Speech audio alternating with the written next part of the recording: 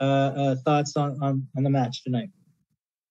Yeah, tonight's about not giving up. Even at halftime, just convincing everybody that, look, just keep pushing the game. Can't get caught up with anything that just happened. You got to keep going for the next play. And so I'm really happy for the group in that regard, that, the ability to win a game like that at this time of the year is so important. And a lot of guys just gave everything, and we couldn't be prouder. All right, we'll get started with Katya. Go ahead, Katya. Thanks, Seth. Congrats, Bob, on the win. Along those lines, what did you see from the team in terms of that fight to come back in a game like that? Yeah, I think early in the game, we started poorly. We just didn't close things down. We didn't react quickly to loose balls. And I think at a certain point, we just had to understand that the starting point in a game like that is being connected more, making sure that we weren't stretched all over the field and doing things one guy at a time. And I think when we started to move more as a group and the first guy did a better job of closing down or putting pressure on somebody, then we were able to come away with some more plays, start to play a little bit in transition. And that got us a little momentum that we were able to build on. I saw some of it when we made changes in the first half. Unfortunately, we lost the ball in the center of the field, and then that led to going down 2-1. So we just had to make sure that everybody understood. No time to complain about that play at halftime. One of the things that we reminded them is that the really good teams, if a guy makes a mistake or there's a play, the way you make up for it is by more good plays after that. And then that if you win a game when you come from behind, nobody needs to spend too much time talking about the mistake or two. So, I thought collectively they understood that, and they pushed really hard in the second half. Again, a couple more subs as we went. The guys that came on did a really good job. With Brian Rodriguez, I know you said it before that much more is expected of a DP, even though he's only 21 years old. But he seemed pretty frustrated when he got subbed. What did you see from him, and how are those conversations that he's having with the coaching staff?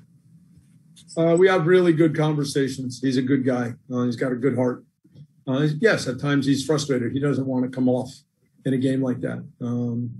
But he takes responsibility. And he knows that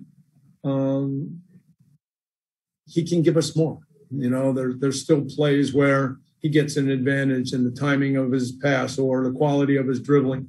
There's things like that when those things get sharper, when he's more tuned in throughout the whole game, then he's going to continue to get better. And so, when you're down and you're in a game like this, you have to make changes. And so that's just the way it goes. And he understands that. He spoke to the team afterwards. And as I keep saying, he's a young guy, but a really good guy. And the race for playoff, of course, is tighter than ever. And you guys are still in it. Important 3 points tonight. But other direct opponents got W's as well. So what's it going to take from the whole group with the tough matchups coming up? Yeah, we have to keep winning. And so we said to the group, as we started to prepare for this game, that we had a good win against San Jose. We didn't get any help, and so don't expect help. Just keep trying to push and win games. So the game with Minnesota becomes a really big one on Saturday. Thank you. Josue Lopez, go ahead, Josue. Thank you very much, Seth. Hello, Bob. Good to talk to you. Congratulations on the win. Obviously, Christian Arango is living a great moment, but I want to ask you for the player next to him. How does the attack changes when he plays next to Brian as when he does next to Danny Mosovsky? We played a lot of different ways tonight.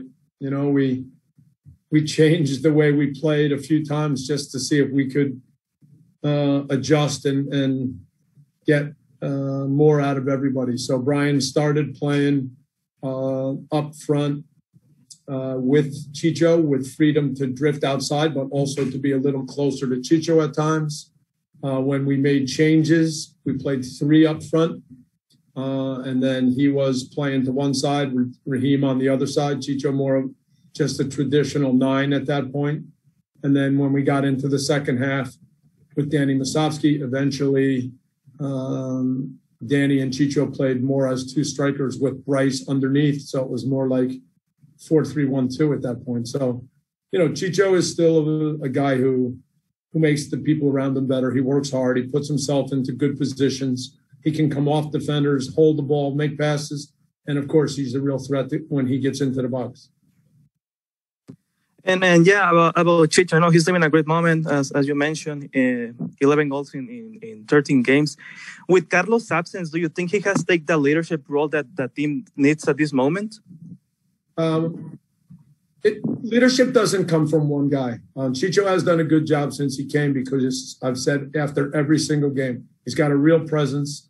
He carries himself in a strong way, and on the field, you can count on him. But we've been working hard here over the last couple of years that more and more guys take bigger roles. I would say of late with the different injuries, Murray deserves a lot of credit for wearing the captain's armband and stepping up. So collectively, I see it from different guys. I'm pushing Sifu harder because I think Sifu on so many days can be the best guy on the field. And, he's young, but he continues to grow. He deserves a lot of credit tonight because when we made the changes, we put him into a deeper role in the center of the midfield. And that's not a role he's played all the time, sometimes in training. But he handled it really well. He gave us more football at that moment. And I thought that was a big part of us getting more football going. Early in the game, I just didn't think we were connecting things quickly enough, and I didn't think our football was good enough.